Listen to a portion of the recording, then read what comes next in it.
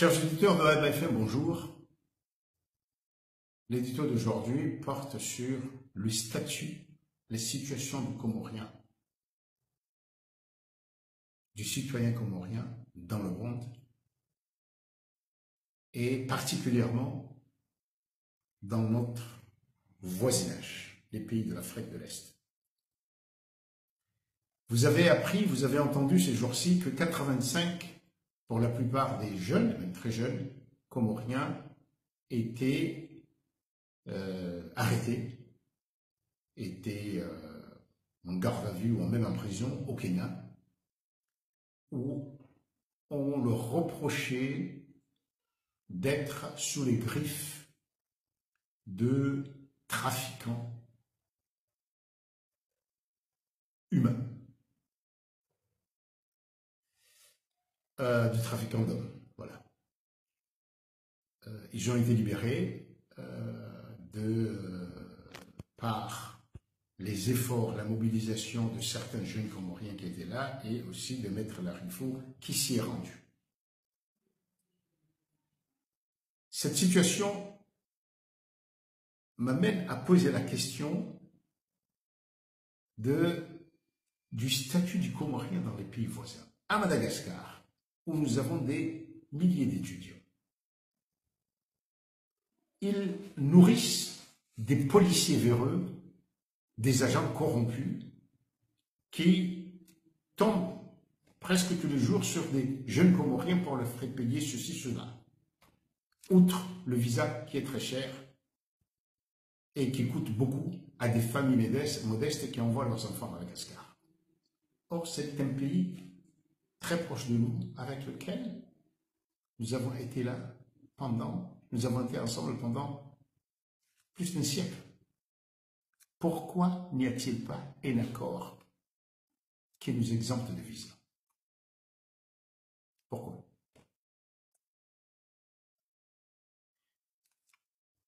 La Tanzanie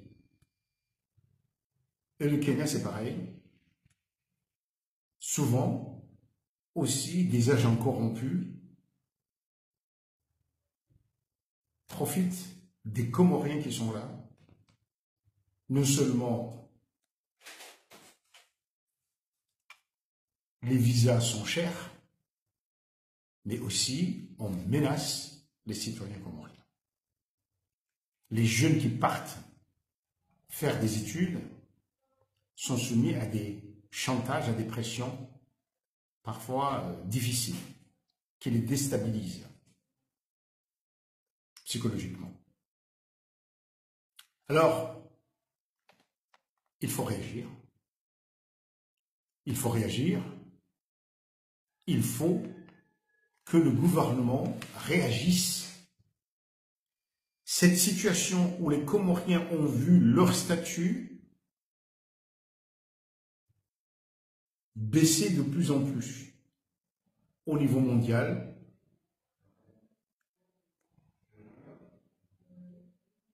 on a vu cette situation dure depuis une quinzaine d'années environ, une dizaine, quinzaine d'années. Avant, on allait en Égypte, on obtenait le visa là-bas, gratuitement, ça n'est plus le cas. On allait en Afrique du Sud, on obtenait le visa là-bas, ça n'est plus le cas. Il faut des formalités, il faut payer. Que fait notre gouvernement? Je le répète encore, ce n'est pas de ce gouvernement. Il faut que ce gouvernement réagisse. Hier, j'ai écrit à monsieur le ministre des Affaires étrangères. Je l'ai rencontré 3 fois et je lui ai toujours rappelé qu'il est important, primordial, il est urgent que le gouvernement fasse ouvrir, obtienne l'accès aux universités des pays voisins pour les jeunes Comoriens. Il m'a assuré que c'était une priorité pour le gouvernement. Mais maintenant, ça urge, ça urge. Je l'ai dit hier, je l'ai dit ici il y a quelques jours, depuis que l'État français, maintenant, a augmenté les frais de scolarité dans les universités. Jusqu'ici, par exemple, vous vous souviendrez, vous le savez, pour une demande de visa, l'ambassade demandait un engagement de quelqu'un, une garantie bancaire. Mais maintenant que le coût est élevé, il est de 2770 € pour une licence et 3770 € pour un master. On ne va plus demander une garantie. Il faudra montrer qu'on a cet argent-là. C'est des millions en comorien. Combien de familles pourront payer un billet, avoir cet argent-là et aussi trouver des garanties ou un garant pour le coût d'existence. Et c'est pourquoi il est important que le gouvernement fasse de ça une priorité. Que pour la prochaine rentrée, les élèves, les étudiants comoriens puissent aller dans les pays voisins, être sereins parce qu'ils sont assurés d'abord d'un visa étudiant et de coûts scolaires abordables pour les familles. Mais il est aussi important que pour les commerçants comoriens, ceux qui vont se faire traiter dans les pays voisins, il y ait une sécurité en quelque sorte du citoyen comorien. Cela passe par des négociations de notre gouvernement avec ces pays voisins, d'autant plus que maintenant on est dans la SADC. J'insiste encore, on dit que les élections c'est pour bientôt, en mars, dans quelques mois. Le gouvernement a plein de temps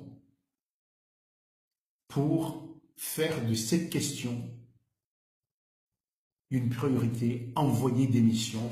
Les gouvernements y sont pour. Alors on pourra nous dire, il y a une administration qui pourra dire, mais nous avons des visas. D'abord, le coût de ces visas-là pour les pays voisins n'est pas énorme. Enfin, le revenu, je veux dire. Et deuxièmement, peut-être ça facilitera aussi des touristes de ces pays-là, s'il n'y a pas de visa.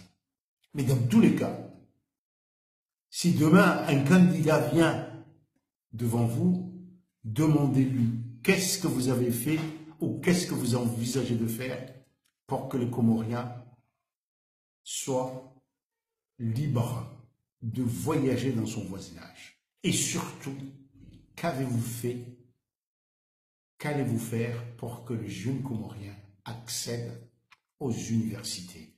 Je reviendrai, s'il le faut, 150 fois sur ça, jusqu'à ce que nous soyons nombreux à comprendre qu'il va de l'avenir, qu'il en va de l'avenir de ce pays, et que c'est une priorité, au-delà de toutes les priorités. À demain.